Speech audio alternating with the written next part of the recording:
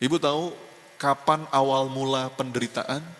Awal mula penderitaan itu sejak kita merasa, andainya begitu banyak keinginanmu, nih ibu banyak keinginan ya bu ya. Tadi itu apa? Pengen lunas utang, pengen apa lagi? Pengen ini, pengen itu, pengen punya ini ya Allah. Pengen macam-macam, saking banyaknya yang Anda inginkan, sampai-sampai Anda bingung mau minta apa. Kata beliau, sudah jadikan saja seluruh doamu, minta ampun, minta disayang sama Allah. Nih doa pendeknya nih bu, doa pendeknya. Insya Allah gampang dihafal. Bismillahirrahmanirrahim. Ibu, ini pertanyaan untuk memperjelas sebetulnya titik tuju kita tuh mau kemana sih? Gini bu, orang itu akan mampu menikmati proses seberat apapun kalau titik tujunya clear. Ya bu ya, contoh, di sini ada yang suka naik gunung nggak? Yang dulu mungkin waktu kuliah mahasiswa pencinta alam gitu. Ibu naik gunung itu kira-kira enak apa nggak enak bu sebetulnya? Kan nggak enak ya bu ya, berat. Ada temen saya tuh hobi banget naik gunung. Saya termasuk yang nggak suka ya. Tapi ada teman saya bawa tas gede, nanjak. Saya nanya, kamu ngapain sih? Dia menikmati banget. Dia bilang begini, Mas Sony, aduh susah dijelasin mas. Kalau kita udah sampai puncak, itu kebayar semua mas. Ada kenikmatan yang gimana gitu. Jadi ketika tujuan dia jelas, dia bisa menikmati perjalanannya, betul nggak? Walaupun susah, dia bisa menikmati. Kenapa? Dia punya tujuan yang jelas. Betul bu? Atau gini deh, yang paling gampang. Ini ibu-ibu yang lagi diet. Ada yang lagi diet di sini mungkin? Yang lagi ada program menurunkan berat badan ada? Ibu diet itu enak apa nggak enak bu sebenarnya? Nggak enak ya bu ya? Aduh ngelihat kue manis, aduh gimana gitu ya. Seblak bakso begitu menggoda, ya mie ayam. Kan sebetulnya menderita itu. Tapi orang yang lagi diet itu dia bisa menikmati penderitaannya itu. Kenapa kira-kira? Dia punya tujuan. Tujuannya apa?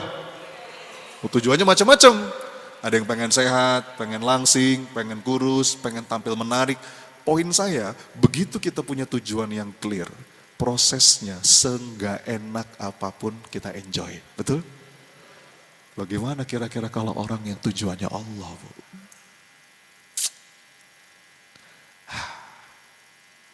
Ya Allah, apapun yang terjadi dalam hidupku, enak atau gak enak, kadang di atas, kadang di bawah, kadang dijunjung, kadang dibanting, kadang didekati orang, kadang dijauhi orang, kadang sehat, kadang sakit, kadang mendapatkan, kadang kehilangan. Asalkan dengan ini engkau ampuni aku ya Allah. Asalkan dengan ini engkau sayangi aku ya Allah.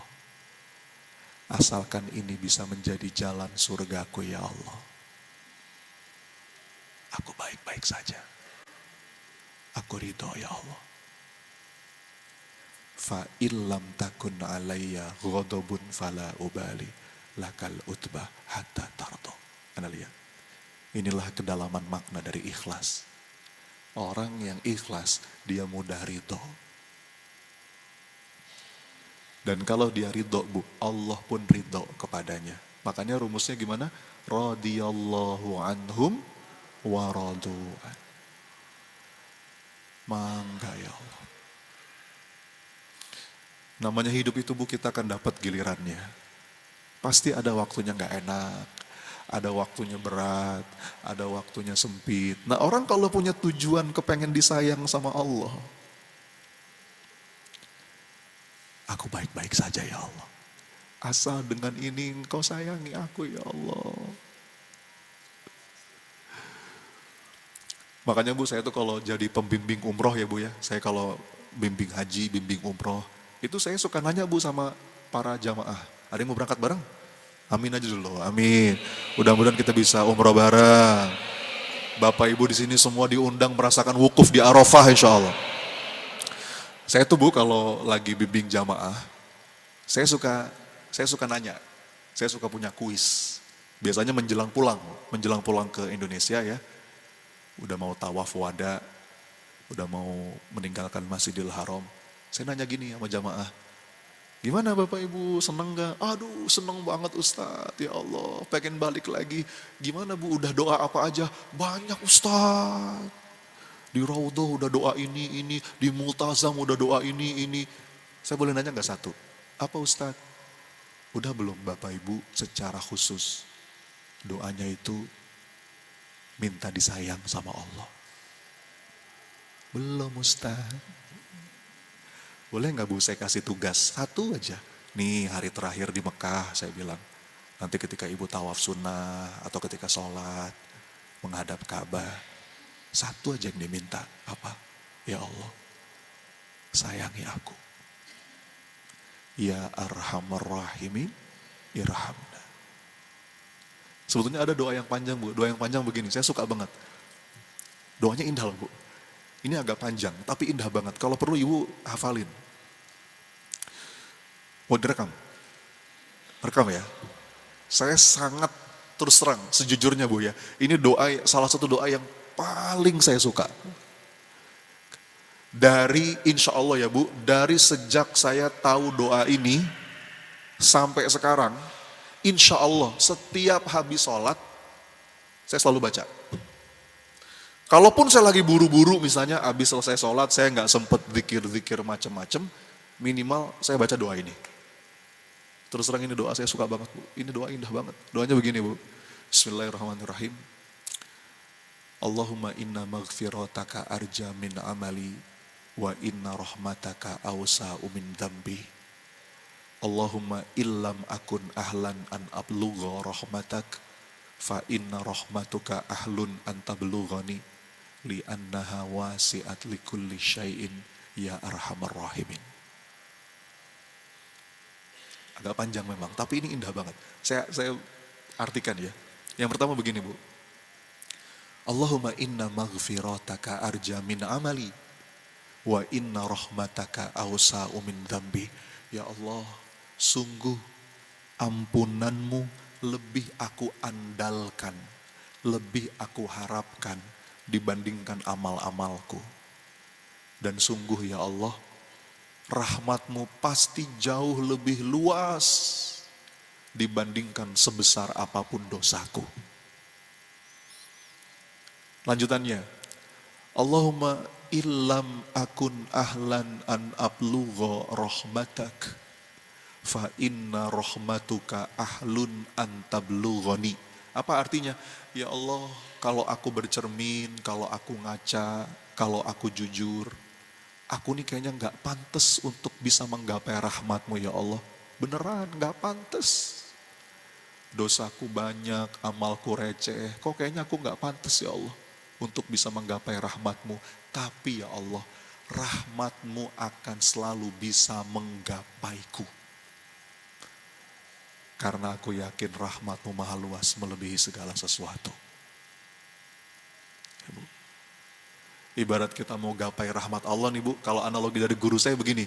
Ibu kalau berdiri di bawah pohon mangga, kita mungkin nggak sampai tuh Bu ya. Kayaknya aku nggak bisa ya Allah untuk bisa menggapai rahmatmu. Amalku receh begini, tapi aku yakin rahmatmu akan bisa menggapaiku. Makanya ada satu nasyid tuh yang saya suka banget tuh. Nasyidnya begini. Allah, dosaku menggunung tinggi, tapi rahmatmu melangit luas. Harga selautan syukurku hanyalah setitik nikmatmu di bumi. Dosa kita mungkin menggunung tinggi Bu, tapi rahmatnya Allah melangit luas. Innallaha yaghfiru dzunuba jami'a. Makanya jangan kau putus asa. Kalau dalam ayat Quran itu la taqnatu min rahmatillah. Jangan engkau putus asa dari rahmatnya Allah. Kalau ada doa yang paling penting Bu, doa minta dirahmati Allah, minta disayang sama Allah, minta diampuni sama Allah. Makanya kalau kata Imam Al-Ghazali, seandainya begitu banyak keinginanmu, nih ibu banyak keinginan ya bu ya. Tadi itu apa? Pengen lunas utang, pengen apa lagi? Pengen ini, pengen itu, pengen punya ini ya Allah. Pengen macam-macam. Saking banyaknya yang Anda inginkan, sampai-sampai Anda bingung mau minta apa. Kata Imam Al-Ghazali, sudah. Sorry, ini kata Imam Ibnul Qayyim. Kata beliau, sudah jadikan saja seluruh doamu istighfar. Minta ampun, minta disayang sama Allah. Nih doa pendeknya nih bu, doa pendeknya. Insya Allah gampang dihafal. Rabbighfir warham. Coba diulang. Nah, langsung hafal kan? Coba gimana? Rabbighfir. Gini lanjutannya. Rabbighfir warham wa anta khairur rahimin. Coba. Rabbighfir warham wa anta. Ini kalau ibu lagi penuh banget dada. Lagi sempit banget dada. Lagi sesek banget dada. Dan ibu ingin menemukan keikhlasan dalam keadaan itu. Duduk, terus minta. Rabbighfir warham. Wa anta khairur rahimin. Ya Allah, jadikan keadaan ini membuat engkau mengampuni aku. Membuat engkau merahmati aku. Oke bu. Asal engkau ampuni aku ya Allah. Asal engkau rahmati aku ya Allah. Aku gak apa-apa. Aku baik-baik saja ya Allah. Ya. Ibu mau latihan gak? Mau latihan gak? Coba ayo duduk yang nyaman.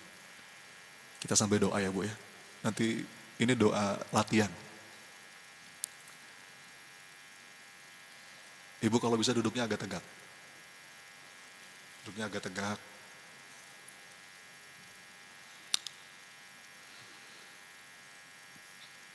Boleh ibu tangannya diangkat. Sebagaimana orang berdoa. Ibu, Pak, majelis ilmu itu mustajab. Hadirkan hatinya. Sebelum kita berdoa, coba sekarang Bapak Ibu bayangkan hal-hal apa sih yang sejujurnya belakangan waktu ini bikin Ibu berat. Saya nggak tahu cerita Anda, tapi namanya hidup saya yakin ada beberapa hal yang mungkin bikin kita kehilangan kedamaian. Mungkin ada pernah kehilangan sesuatu. Ada sebuah keadaan yang cukup menyesakkan dada.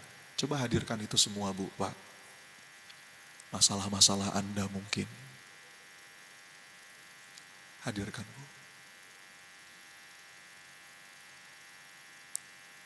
Lalu katakan, ikuti kata-kata saya.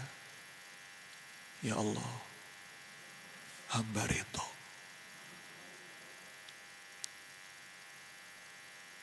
Ya Allah, hamba ridho. Asalkan dengan ini engkau ampuni aku ya Allah. Asalkan dengan keadaan ini engkau rahmati aku ya Allah. Engkau sayangi aku ya Allah. Hamba ridho. Rabbighfir warham. Wa anta khairur rahimin. Sayangi aku ya Allah. Ampuni aku ya Allah. Dengan keadaan ini. Amin, amin ya rabbal alamin. Gitu bu. Latihannya begitu.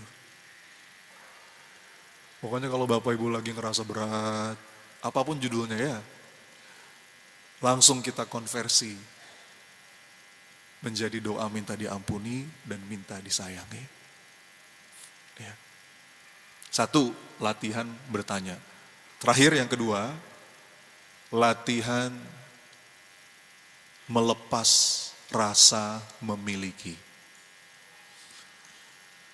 Jadi untuk bisa menemukan ikhlas, latihan berikutnya itu latihan melepas rasa memiliki. Bu, kita tuh yang bikin kita menderita, yang bikin kita sulit untuk menemukan keikhlasan, menemukan kelapangan dada, kedamaian pikiran. Itu karena kita merasa memiliki. Ibu tahu kapan awal mula penderitaan? Awal mula penderitaan itu sejak kita merasa memiliki. Orang yang sedih terlalu dalam ketika kehilangan adalah mereka yang merasa memiliki. Jadi padahal Allah gak pernah ngasih kita hak milik, Bu. Allah hanya ngasih kita hak guna pakai, titipan untuk kita konversi jadi amal soleh. Dan semakin kita melekat dengan sesuatu, semakin kita genggam sesuatu yang itu sejatinya hanyalah titipan dari Allah, kita akan semakin menderita. Orang yang takut kehilangan hanyalah orang yang merasa memiliki. Ibu, saya sering kasih analogi ya, saya punya 2 tangan nih. Yang satu saya kasih tisu basah. Tahu tisu basah, Bu? Nempel kan dia? Yang satu solatip. Solatip yang agak tebel gitu, Bu. Nempel dua-duanya ya. Terus tarik. Zrek, mana yang sakit? Kenapa? Karena lekat. Ibu tahu nggak ciri kita melekat dengan sesuatu? Melekat itu bukan nempel secara fisik ya, tapi nempel secara batin. Kita tuh suka melekat sama jabatan. Makanya sampai ada istilah namanya post power syndrome. Apa itu post power syndrome? Seseorang pernah punya power, kan itu nggak selamanya ya Bu. Ketika power itu hilang, dia kayak orang linglung, kayak orang bingung, kayak orang kehilangan jati dirinya karena dia melekatkan itu. Ada yang orang nempel keinginan, ketika keinginannya nggak kesampaian, kayak orang bingung, kayak orang linglung. Menempelkan harta. Nah, ciri kita melekat dengan sesuatu, ketika sesuatu itu lepas, ketika sesuatu itu hilang, ada perasaan sakit yang teramat sangat. Dan naudzubillah ya Bu, kata para ulama, kemelekatan yang paling ngeri itu kemelekatan dengan hidup di dunia. Ada orang yang melekat dengan kehidupan dunia sampai dia kalau bisa 1000 tahun lah hidupnya gitu. Nggak mau, tidak menginginkan kehidupan akhirat. Kata para ulama Bu, naudzubillah ya Bu ya, semoga Allah jaga kita. Orang yang kayak begitu, sakaratul mautnya sakit banget. Karena ruhnya itu mencengkram jasad. Dia nggak mau pergi. Ya. Jadi melepas rasa memiliki. Makanya saya tuh dari dulu diajarin sama guru-guru saya. Ibu, coba ini boleh dipraktekin ya. Kalau kita lagi dititipin sesuatu, misalnya ada masanya mungkin kita punya ini, punya itu, punya mobil, punya tanah, punya rumah, lagi punya banyak. Saya diajarin sama guru saya, bilang sama keluarga kamu. Saya bilang tuh Bu sama anak-anak saya, sama istri saya bilang, "Nak, ini perlu kamu pahami ya. Ini bukan punya Abi. Hakikatnya ini titipan dari Allah. Suatu hari dia akan lepas. Jadi kalau waktunya lepas, yang enteng. Jangan suka menggenggam terlalu erat. Itu yang bikin pedih. Alirkan aja. Ada waktunya datang, ada waktunya pergi. Ada waktunya nerima, ada waktunya lepas. Betul? Bu, seperti napas loh Bu. Spirit napas itu luar biasa. Napas itu guru keikhlasan. Napas itu gurunya ikhlas. Bu, ketika kita bernapas, minimal ada 3 proses tuh. Menerima, menahan sebentar, melepaskan. Gitu kan? Ibu bisa nahan terus? Tahan terus Bu. Ayo coba tarik nafas. 1, 2, 3, agak dalam. Tahan sebentar. Hembuskan sambil mengucap, Alhamdulillah. Sekali lagi Bu, tarik nafas. Tahan. Lepaskan. Enak Bu? Kita akan enak kalau itu 3 spirit kehidupan. Ada waktunya nerima, ada waktunya kita menahan, dan gak lama itu. Ada waktunya kita mesti melepas. Ya Bu ya, jangan suka menggenggam sesuatu terlalu erat. Enggak Bu. Ya, ini penting. Makanya kalau bahkan guru saya ngajarin begini, kalau perlu kamu akad sama semua yang sekarang kamu rasa milikmu. Apa itu? Akadnya begini, wahai dunia, suatu hari nanti aku akan pergi meninggalkanmu, atau kamu yang pergi meninggalkanku duluan. Maka tidak akan aku biarkan engkau merebut perasaanku terlalu jauh dan merenggut perhatianku terlalu dalam. Ya. Jadi latihan melepas kemelekatan. Mau tahu latihannya? Mau tahu nggak? Kalau nggak mau nggak apa-apa, saya nggak kasih. Bentar, siap praktek nih. Bu, salah satu latihan melepas kemelekatan. Ada satu konsep yang kami di komunitas kami itu menyebutnya batas getar atas. Coba diulang, apa? Apa itu Ustaz, batas getar atas? Gini Bu, gampangnya latihan untuk melepas kemelekatan itu, cobalah Bu, sesekali saja Anda berikan sesuatu yang bergetar di jalan Allah. Ini berapa nih umur kita sekarang? 30, 40, 50, 60 mungkin. Pernah gak sih seumur hidup kita tuh ngasih sesuatu yang betul-betul getar gitu Bu. Mohon maaf ya, bukan sedekah biasa. Kalau sedekah mah Anda udah biasa, saya yakin. Ini wajah solehah semua ini insya Allah ya. Kalau untuk urusan sedekah, saya mah gak ragu Bu. Insya Allah, apalagi udah sering ke majelis taklim begini mah. Orang-orang Indonesia itu kalau untuk urusan donasi, juara lah sudah. Ya. Aceh, Sumatera ya langsung bergerak. Bahkan ada penelitiannya tuh orang Indonesia, Muslim Indonesia ya khususnya, itu paling pemurah. Kalau udah ke Palestina, udah apa. Jadi kalau sedekah udah biasa. Tapi ini lebih dalam lagi. Apa? Yang Anda berikan itu sesuatu yang berat gitu Bu. Nah itu. Itu latihan melepas kemelekatan. Dalilnya itu lan tanalul birra hatta tunfiku mimma tuhibbun. Ya. Apa coba? Apa yang sangat Anda cintai? Coba Bu, tes. Anda akan merasa kelegaan yang luar biasa. Serius saya. Saya juga ngomong buat diri sendiri nih Bu. Ya. Jadi ini upaya kita dan Allah tahu tuh betapa kita sedang berjuang untuk melepaskan segala rasa. Ya.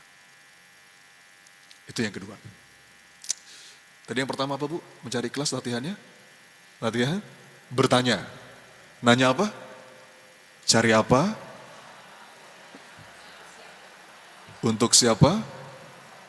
Cari apa? Untuk apa, untuk siapa, cari apa gitu ya.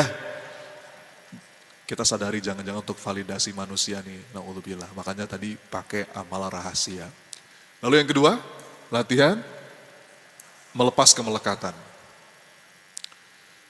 Jadi di antara ciri orang punya mental kaya itu Bu, ringan.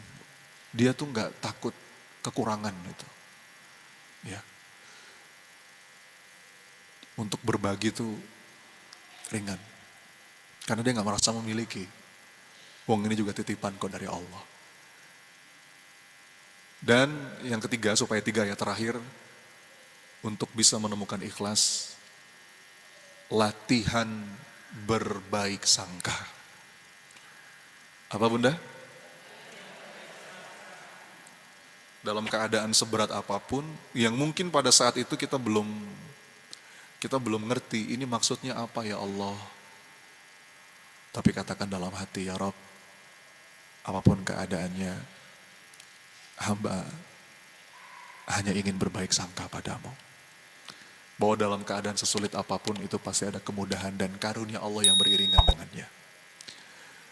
Jadi dalam keadaan seberat apapun kita tidak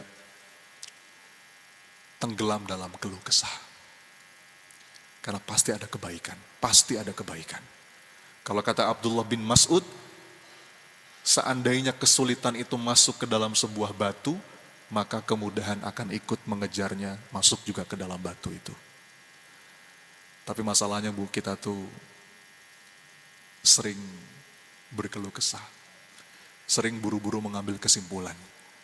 Ya.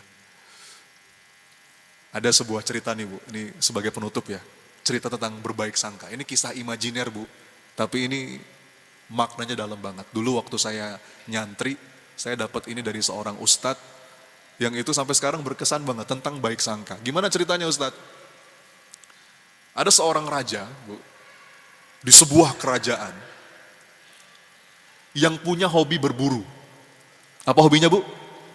Berburu. Pokoknya dia setiap hari itu harus berburu, hobi banget. Berburunya gimana? Ya dia naik kuda, dia bawa panah, pokoknya masuk ke hutan, memburu hewan. Begitu dapat, dia panah, rusa, kadang-kadang bahkan hewan buas gitu ya. Begitu kena panah, mati hewannya, dia bawa ke istana, dia koleksi, kulitnya jadi jaket, kepalanya dia pajang. Pokoknya hobi banget berburu. Nah diceritakan Bu, sang raja ini punya seorang pengawal. Pengawal raja ini pengawal kesayangan. Orangnya lugu, orangnya polos. Saking lugunya, saking polosnya, si pengawal ini dapat julukan dari warga kerajaan. Julukannya apa? Pengawal husnudzon. Apa julukannya Bu? Kenapa kok sampai dapat julukan kayak gitu Ustadz? Karena dia itu punya ciri khas Bu. Ciri khasnya satu, dia itu kalau tertimpa kejadian apapun, melihat apapun, itu responnya selalu sama. Responnya apa? Ini pasti yang terbaik dari Allah. Gitu. Apapun, ini pasti yang terbaik dari Allah. Contoh, dia lagi masakin raja nih. Tiba-tiba matanya kena minyak panas. Aduh, ini pasti yang terbaik dari Allah.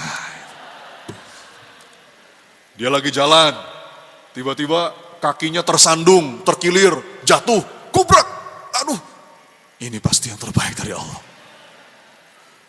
Pokoknya ngelihat apapun responnya selalu sama. Dan ini pengawal kesayangan raja Bu. Kemana-mana raja kalau berburu pasti ngajak dia. Sampai suatu hari, seperti hari-hari biasa, sang raja berburu berdua bersama pengawalnya. Tapi pada hari itu Bu, di luar dugaan, hewan buruan sang raja sangat buas. Mungkin supaya mudah dibayangkan seperti serigala gitu ya Bu ya. Begitu raja bidik, pakai panah, set, meleset. Begitu meleset, hewannya itu bukannya kabur, tapi malah ngamuk, menyerang. Hewan itu mencari dari mana sumber panah, ketemu, dia berlari Bu, menerkam sang raja. Terjadi kemelut Bu. Sang raja mau diterkam, ditahan dengan tangannya, set, tidak terelakkan Bu. 2 ruas jari sang raja putus, berdarah. Walaupun berhasil dibunuh serigala itu akhirnya. Tapi 2 ruas jari sang raja putus, darah memancar. Teriak sang raja, tangan saya, ini musibah, ini musibah. Kira-kira apa kata pengawalnya Bu?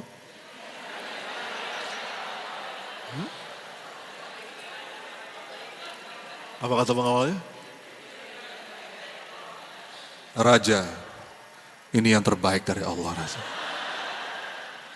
Sang raja marah, kurang ajar kamu. Kamu bilang apa? Kurang ajar kamu. Kamu lihat, ini tangan kanan, ini tangan kanan. Ini musibah ini. Raja, ini yang terbaik dari Allah. Rajanya marah Bu, dibawa ke istana, penjarakan dia. Masuk penjara Bu, begitu masuk penjara ngomong gimana? Ini yang terbaik dari Allah. Istiqomah ya. Pengawal singkat cerita di penjara. Sang raja dirawat oleh dokter, oleh tabib kerajaan. Kata dokter, raja kamu istirahat dulu lah, paling tidak beberapa hari. Jangan berburu dulu sampai kamu pulih. Tapi rajanya kan namanya hobi ya Bu ya. Enggak, saya enggak apa-apa kok. Saya masih bisa berburu. Tapi gimana? Ya udah, gini aja solusinya. Saya tetap berburu, tapi enggak usah jauh-jauh lah. Dekat-dekat aja di sekitar istana. Kata dokter, ya udahlah, terserah raja. Keesokan harinya Bu, raja berburu lagi. Tapi kali ini berburunya sendirian. Kenapa sendirian? Kenapa sendirian? Pengawal kesayangannya di penjara. Dan niatnya gak jauh-jauh. Dekat-dekat aja lah. Tapi bukan namanya orang hobi itu lupa diri, lupa waktu, keasikan, ngejar hewan, kejauhan, melewati batas pengawalan. Masuk ke hutan, ternyata di hutan Bu, sang raja ditangkap oleh kaum primitif yang masih menyembah dewa.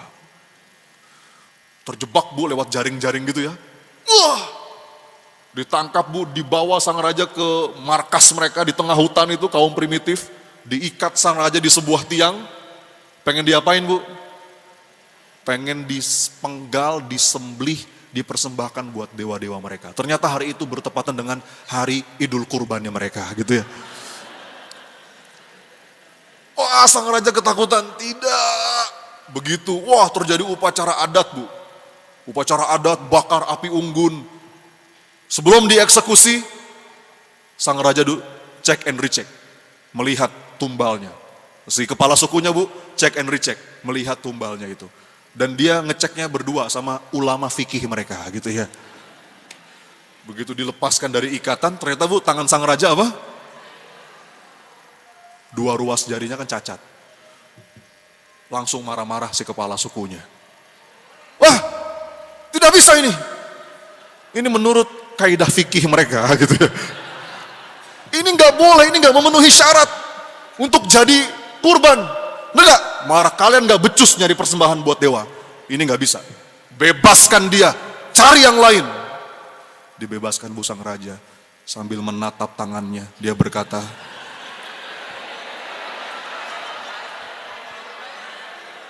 benar kata pengawal saya.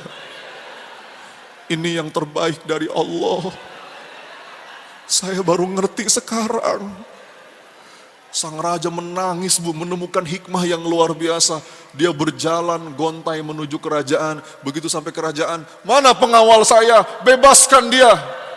Suruh menghadap ke saya. Dibebasin Bu, pengawalnya berjalan santai. Menghadap sang raja.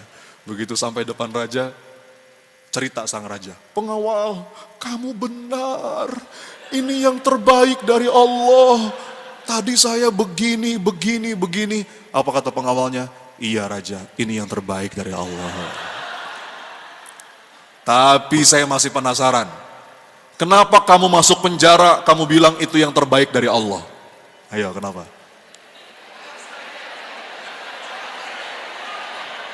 Ayo, kenapa?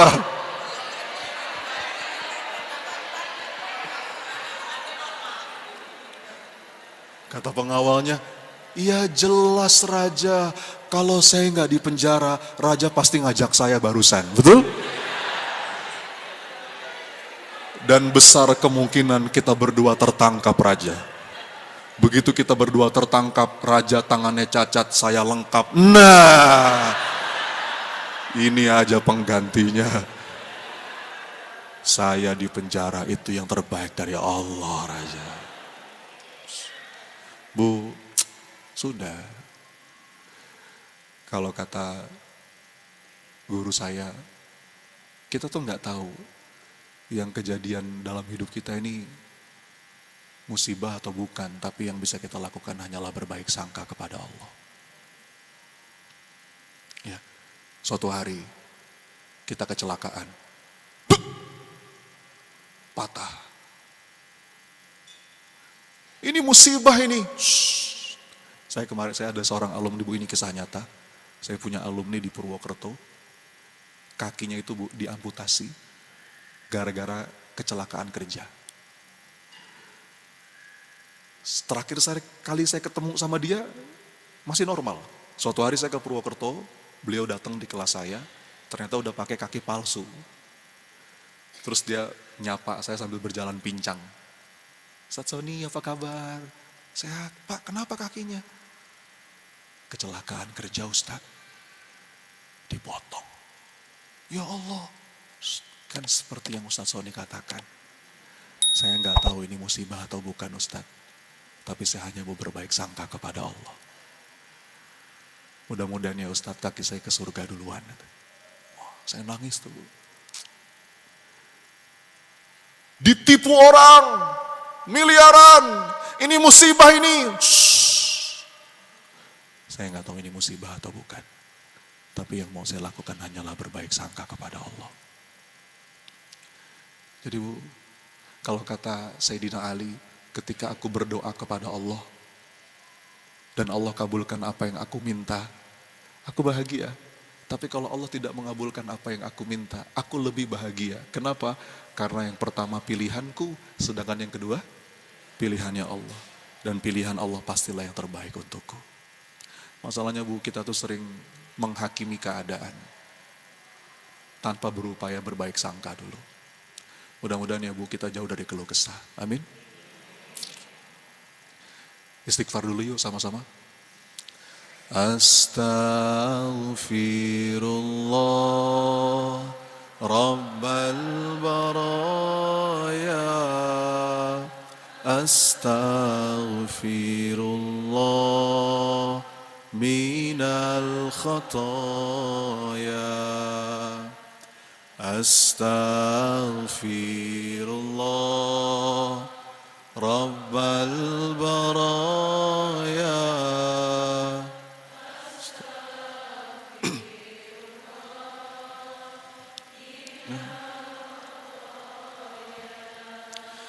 Hidup di dunia sebentar saja, sekedar mampir sekejap mata.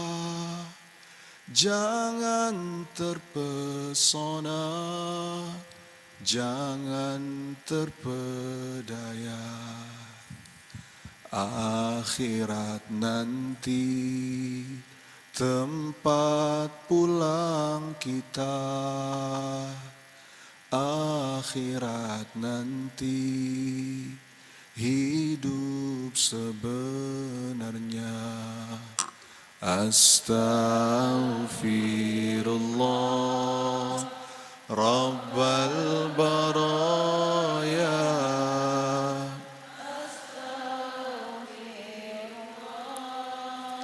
Minal khataya. Astaghfirullah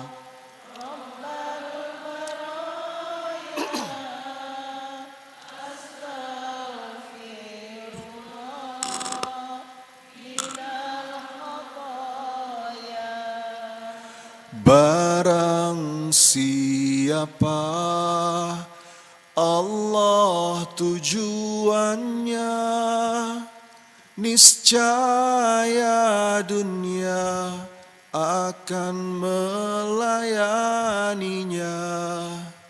Namun siapa dunia tujuannya, niscaya akan letih dan pasti sengsara. Diperbudak dunia sampai akhir masa. Astaghfirullah Rabbal baraya.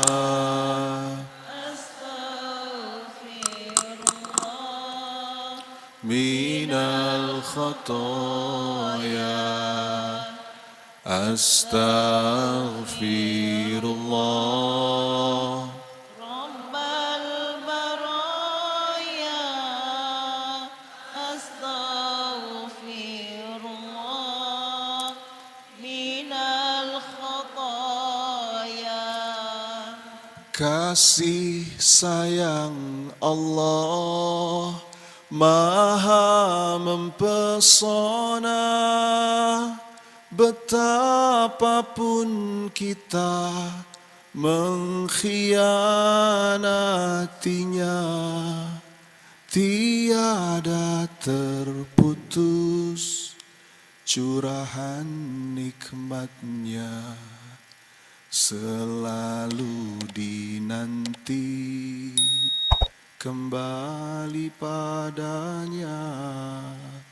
Selalu dinanti bertaubat padanya.